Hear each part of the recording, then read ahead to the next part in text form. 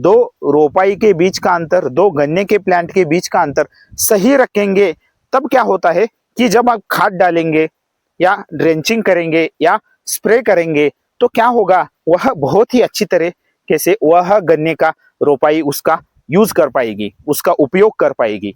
तो इससे क्या होगा, बहुत ही अच्छी तरीके से कल्लों की संख्या बढ़ती है।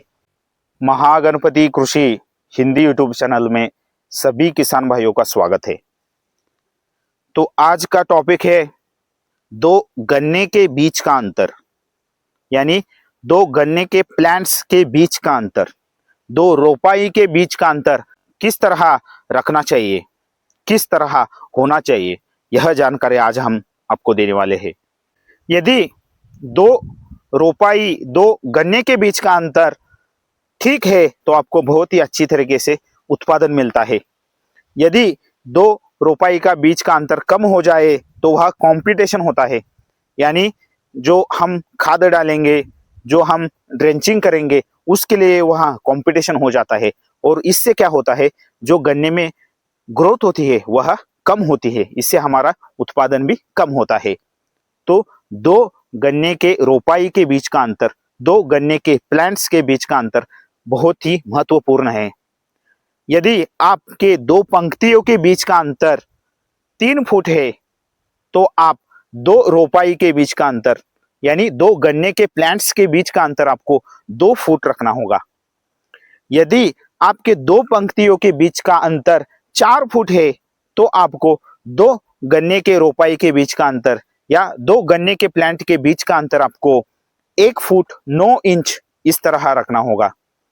यदि आपके दो पंक्तियों के बीच का अंतर 5 फुट है तो आपको वह दो रोपाई के बीच का अंतर, दो गन्ने के प्लांट के बीच का अंतर 1.5 फुट रखना होगा, यानी 1 फुट 6 इंच इस तरह आपको वह अंतर रखना होगा।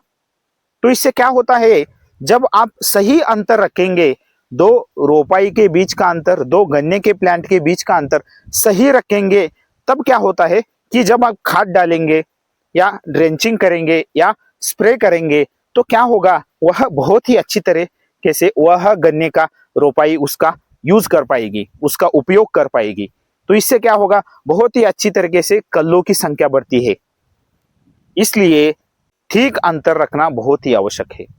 दो रोपाई के बीच का अंतर, दो प्लांट्स के बीच का अंतर आप कम करने से क्या होता है, वह गन्ने की जो कल्ले होते हैं उनकी ग्रोथ कम हो जाती है और वह न्यूट्रिएंट कंपटीशन बोलते हैं हम उसको, यानी जो खाद डालेंगे उसके लिए वो कंपटीशन हो जाएगा। इससे क्या होगा, वह जो हमारा उत्पादन है वह घट जाएगा, वह ग्रोथ भी कम हो जाती है। इससे क्या होता है, गन्ने का वजन ऑटोमेटिकली कम हो जाता है। इसलिए दो रोपाई के बीच का अंतर आपको बहुत ही अच्छी तरीके से रखना होगा। तो जब आप ड्रिप का इस्तेमाल करते हैं तो ड्रिप के इस्तेमाल करने से वह, जब आप ड्रिप के इस्तेमाल करते हैं ना, उस समय अंतर ठीक है तो आपको बहुत ही अच्छी तरीके से उसका लाभ होता है। तो क्या होता है, जब ड्रिप का अंतर, आपके रोपाई का अंतर इधर उधर थोड़ा कम या ज्यादा हो जाए, ड्रिप का पानी नहीं मिलता है, उसे बहुत ही कंपटीशन करना पड़ता है। इसलिए क्या है, दो रोपाई के बीच का अंतर बहुत ही आवश्यक होता है। तो इसलिए दो रोपाई का बीच का अंतर आप ठीक रखेंगे तो आपको, आप जो खाद यूज करते हैं, जो आपके गन्ने की खेती में स्प्रे यूज करते हैं, जो आपके गन्ने की खेती में ड्रेंचिंग यूज करते हैं, उसका रिजल्ट आपको फास्ट आएगा और जो गन्ने का उत्पादन है वो बढ़ जाएगा और जो ग्रोथ है वो भी बहुत ही अच्छी तरीके से बढ़ती है। जो अंतर ठीक रहेगा तो सबसे ज्यादा फायदा गन्ने के वजन में होता है। तो वजन जो है, गन्ने का वजन जो होता है वह बहुत ही अच्छी तरीके से बढ़ता है। इसलिए दो रोपाई के बीच का अंतर, दो गन्ने के प्लांट के बीच का अंतर ठीक होना बहुत ही आवश्यक है। तो यहाँ से ही गन्ने की खेती की शुरुआत होती है। तो इसलिए दो रोपाई के बीच का अंतर, दो गन्ने के प्लांट के बीच का अंतर ठीक रखना बहुत ही आवश्यक है। एक गन्ने के प्लांट को कितने कल्ले होने चाहिए, इसकी जानकारी आपको महागणपति कृषि हिंदी यूट्यूब चैनल में मिल जाएगी। तो आप वह देख सकते हैं और उस तरह आप अपने खेती में गन्ने की कल्लों की संख्या मेंटेन कीजिए।